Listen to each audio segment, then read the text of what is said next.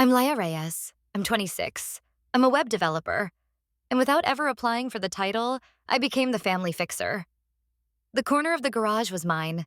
Two monitors balanced on a scarred table, cables threaded like veins, a whiteboard crowded with deadlines and due dates.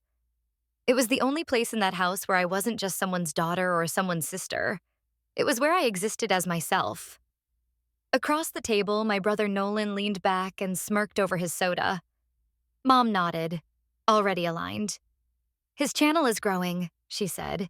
He needs the room. Room. Room for a ring light. Room for a folding desk. Room for a few followers who didn't know his last name or his GPA. I kept my voice level, because level was the role I played best. Okay, I said. I'll clear it tomorrow.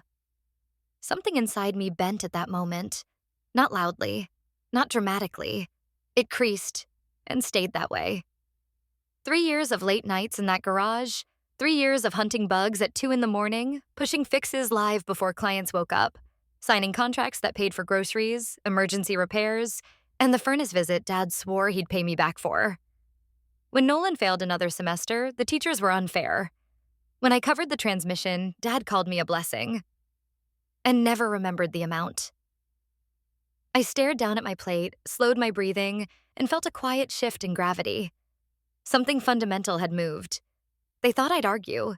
They thought I'd negotiate. They thought I'd fold and relocate to the basement like a spare appliance that still worked. Instead, I noticed the exit. The next morning, I sat in my car with the engine off, hands cold around the steering wheel, and opened a rental app. Bay Area rent was brutal, but staying in that house was its own kind of eviction. I scrolled until a listing in Oakland caught my eye.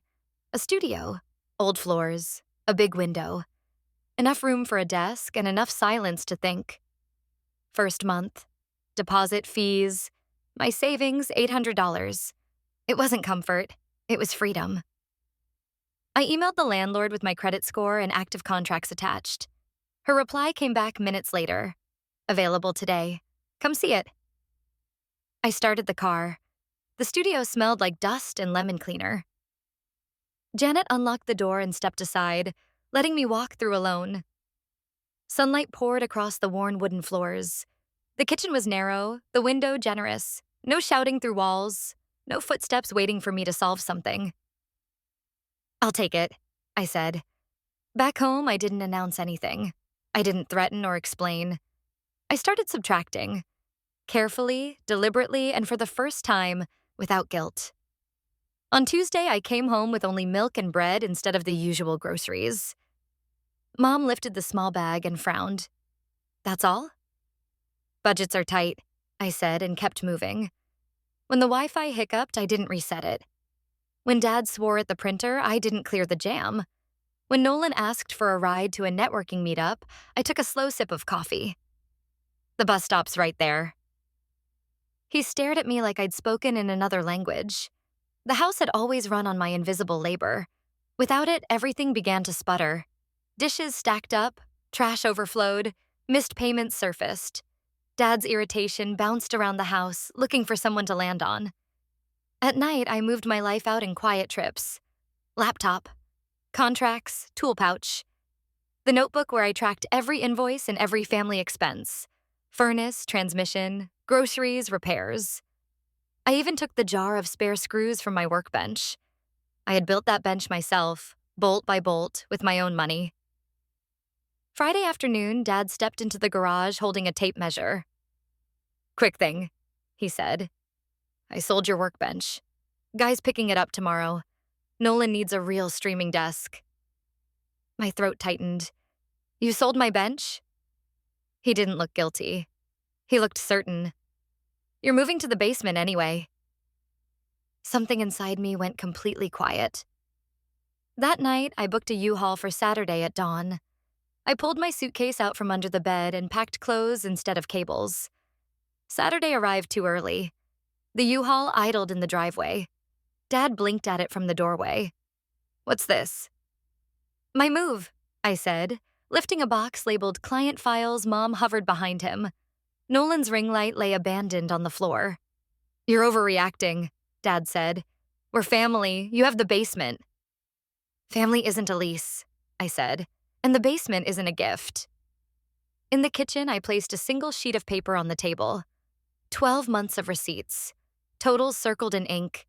Rent, utilities, groceries, repairs, $24,800. Below that, Nolan's contributions, 0. Mom's face drained of color. Dad read the numbers twice. I'm not here to yell, I said. I'm here to stop financing this house. Utilities come off my name Monday. I canceled the internet yesterday. Nolan sputtered. My streams. Get a job, I said. Stream after. I shut the truck door and drove away. Quiet followed me all the way to the studio. 10 days later, Dad called. The furnace had died.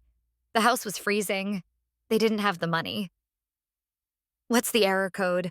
I asked, already pulling up the manual. Igniter, part 95. I can come fix it, I said. Once. Then we sit down with the bills, and Nolan pays rent. Silence stretched across the line. Deal, Dad finally said. I replaced the igniter in under an hour. Afterward, we spread the bills across the table. Chores were assigned, due dates written down. I left before anyone could ask for anything else the boundary held. 6 months later, the lawn stayed cut. Nolan worked evening shifts at a warehouse. Dad slipped me cash every month, quietly, without commentary. At dinner, the dishwasher groaned. Dad looked at Nolan.